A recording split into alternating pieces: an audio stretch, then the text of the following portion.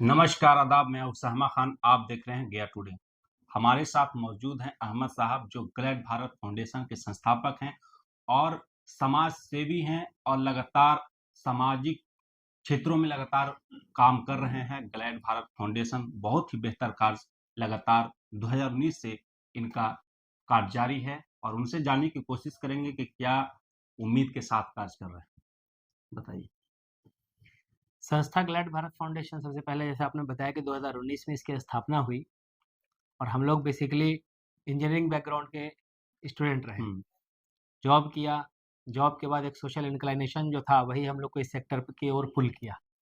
तो 19 के बाद हम लोगों ने इसकी शुरुआत की थी सबसे पहले पर्यावरण सुरक्षा को लेकर के।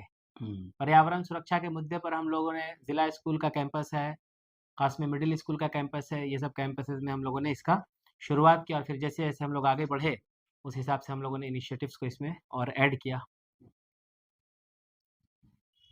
तो क्या सोचकर ये समाज सेवा कर रहे हैं, क्या लगता है कि देखिए बेसिकली जो है ना आज के ज़माने में जब आप लोगों ने भी नोटिस किया होगा इस चीज़ विचार को। कहाँ से आया ये? विचार तो देखिए बोला जाए तो टीचिंग बैकग्राउंड का मेरा फैमिली है, पापा टीचर ज़िला स्कूल में, रिटायर हुए वहीं से एज़ अ प्रिंसिपल। तो शुरू से जो हम लोगों ने देखा उनको कि हुँ, बचपन से जो शिक्षा के ओर प्रति जो उनका नज़रिया है और कैसे ये चीज़ प्रभाव डालती है कि इंसान के जीवन को बदलने में। तो वो जो महत्व दिखा तो वही कहीं न कहीं प्रेरणा का स्रोत बना और हम लोग इसको फिर आगे लेके बढ़े। जब आप समाज सेवा करते हैं तो कब सबसे ज़्यादा खुशी ज़ाहिर होती है? कब खुश होते हैं ज़्यादा? खुशी तो सबसे ज़्यादा देखिए कि जिस पैशन से हम लोग आए हैं, ये एक तरह से पैशन ड्रिवन स्टार्टअप रहा। तो जो पैशन है जब उसको देखते हैं कि हाँ, उस पैशन की ओर जब हम पीछे भाग रहे हैं, जो हुँ, लक्ष्य है, लक्ष्य जब दिखता है कि नहीं हासिल हो रहा है, जो समाज को सेल्फ रिलायंट बनाने का एक सपना जो हम लोग देखे एजुकेशन, एनवायरनमेंट, हेल्थ और लाइवलीहुड के मुद्दे पे, देखते हैं कि हाँ, जब वृक्ष एक बच्चा लगाता है, छोटा पौधा और 2 साल 3 साल के बाद वो नॉन ग्रीन कैंपस जब ग्रीन कैंपस होता है, तो वही उसी चीज़ को देख कर के जो खुशी मिलती है ना, तो वो एक अलग होता है, वो सब चीज़ से बड़ा होता है वो चीज़। कई लोग समाज सेवा करते हैं तो कहीं न कहीं कुछ लोग वैसे रहते हैं जो अपने नाम के लिए करते हैं। कुछ वैसे लोग रहते हैं जो एक समाज को बेहतर रूप देने के लिए कार्य करते हैं। तो आप किस तरह का कार्य करते बेसिकली ग्लैड भारत फाउंडेशन का शुरू से जो ऑब्जेक्टिव रहा है ना, वो सेल्फ रिलायंट बनाने के उद्देश्य पे रहा और सेल्फ रिलायंट की जब हम बात करते हैं? हैं तो हम पे भी लागू होती है, आप पे भी लागू होती है और समाज के हर सभी पे एक लागू तबके के ऊपर बिल्कुल। लागू होती है। और सबसे पहला जो हम लोगों का शुरुआत हुआ है ना, तो शुरू से ही कहीं न कहीं एक उद्देश्य रहा है कि ग्लैड भारत फाउंडेशन सामाजिक जो लक्ष्य है, उसको हासिल करने के साथ-साथ यूथ जो इससे दूर जा रहे हैं। सेक्टर के बारे में सबसे पहला एक मिथ फैला हुआ है हुँ, कि समाज सेवा का मतलब हो गया कि कंधे पर झोला, बदन पे कुर्ता और पीछे जब मुड़ के 10 साल बाद देखते हैं तो ना परिवार नज़र आएगा, ना कुछ, ना सोशल सिक्योरिटी नज़र आती है। तो ये जो मिथ है ना, इसकी वजह से जो एक भ्रम बना हुआ है लोगों के सोच में, इसकी वजह से यूथ आज करियर ऑप्शन इंजीनियरिंग, डॉक्टर, हुँ। आईएएस सब चुनते हैं, लेकिन कोई किसी के मुँह से आप ये नहीं जल्दी सुनेंगे कि हम सोशल सेक्टर में अपना करियर बनाना चाहते हैं।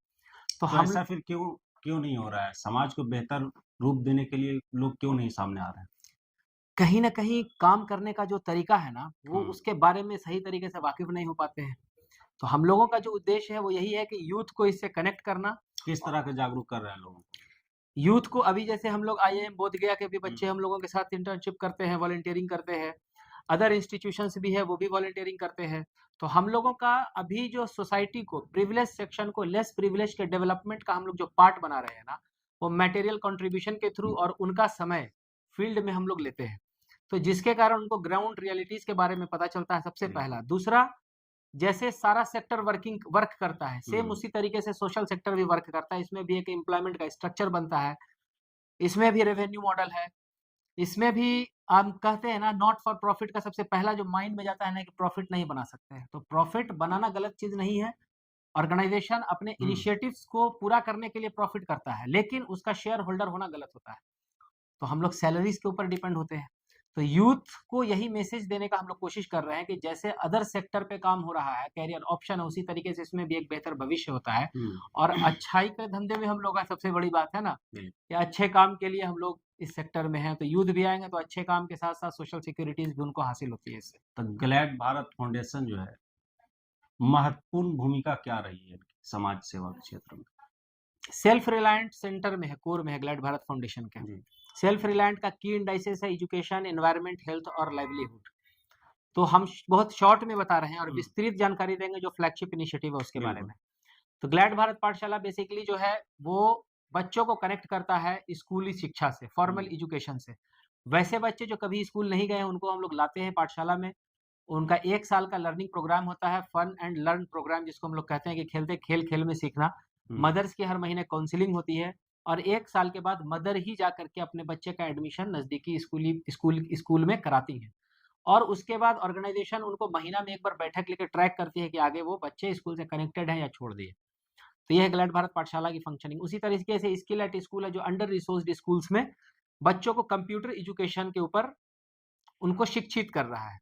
पीछे का लक्ष्य ये है कि जब बच्चे 10th 12th कर लेते हैं किसी तरीके से, सरकारी स्कूल हो या लेस प्रिविलेज स्कूल है, वहाँ के बच्चे का जब बैकग्राउंड आप चेक करेंगे ना, तो उनका सिंगल ब्रेड अर्नर होता है उनका फैमिली, या मदर वर्किंग होंगे या फादर वर्किंग होंगे, है ना, या ब्रदर वर्किंग होंगे, कोई भी एक आदमी घर का होता है। तो इसमें जब 10th 12th जब वो पास हो जाते हैं तो उनके ऊपर एक अलग से प्रेशर होता है कि अब तुम ब्रेड अर्निंग में भी हाथ बटाओ।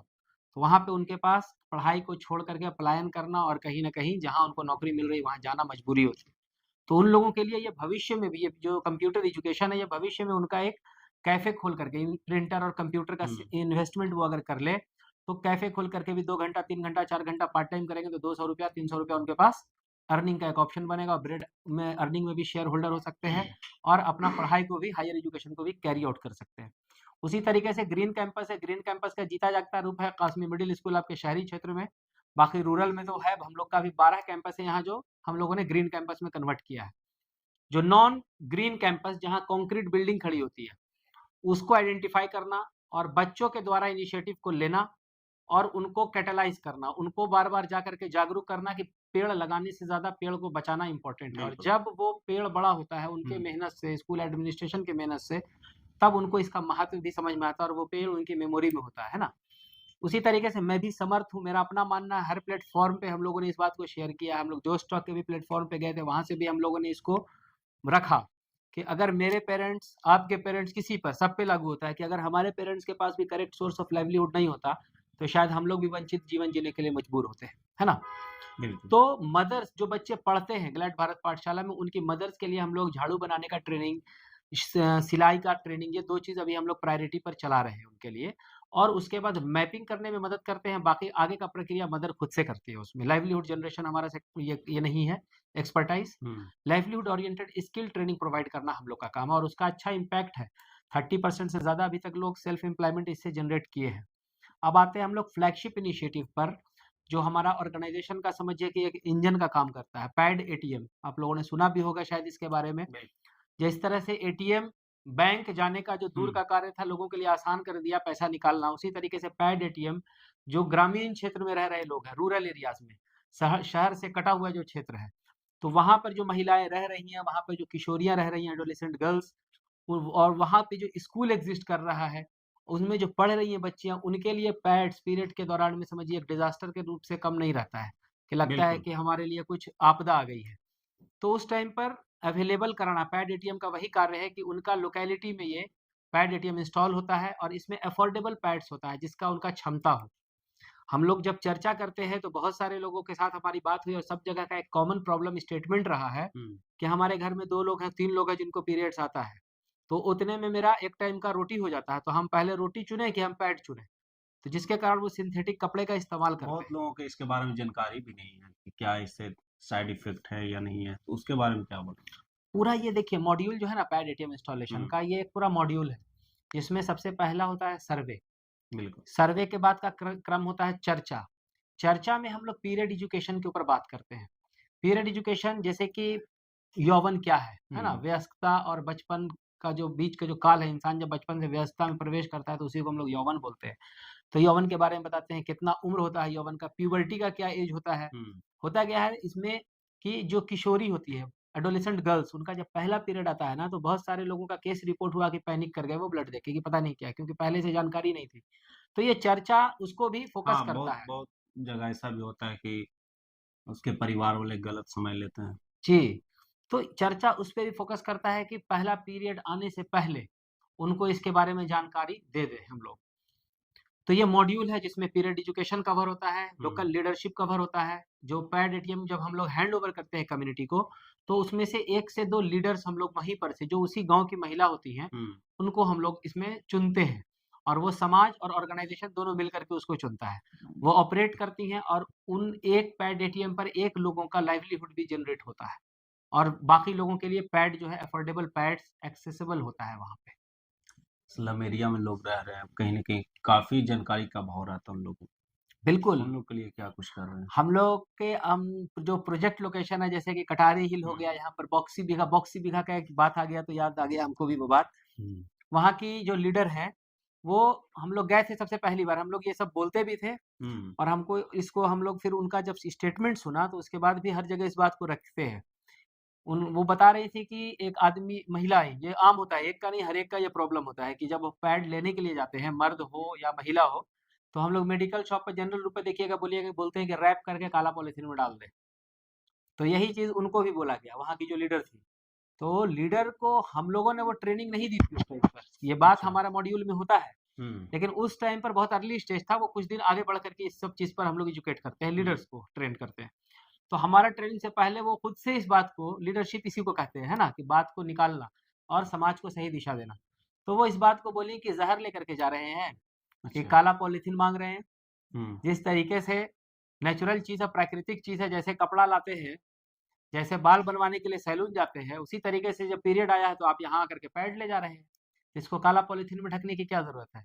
तो उनका ये स्टेटमेंट का प्रभाव ये रहा कि वहाँ पर के और भी जो लोग थे धीरे-धीरे अब आप जाएँगे प्रोजेक्ट लोकेशन जहाँ लोग भी है अर्बन जागरूक पे, होने लगे। लोग अब खुले में लेके जाते हैं वहाँ पे, कोई उनको रैपर नहीं चाहिए होता है पैड के लिए, पहला। दूसरा, महिलाओं का पार्टिसिपेशन समाज में बढ़ा, बिल्कुल। इसके कारण जो लीडर्स हैं। हुँ। दूसरा, जो पुरुष कल तक पीरियड के ऊपर बात नहीं करने देना चाहते थे अपनी महिलाओं को, अपने घर की महिलाओं को, वो अब जब पैड पैड आता है वहाँ पर तो वही बोलते हैं कि जाओ जाकर के ले लो पैड आ गया। क्यों?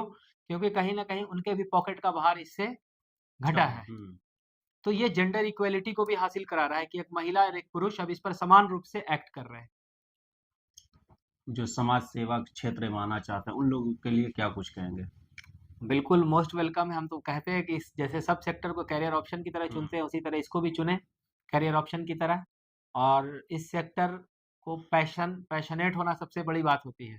बिल्कुल। हमको पैशन जब रहता है तब जाकर के हम थकते नहीं हैं, नहीं तो ये सेक्टर ऐसा है कि थकाने में भी कोई कसर नहीं छोड़ता है।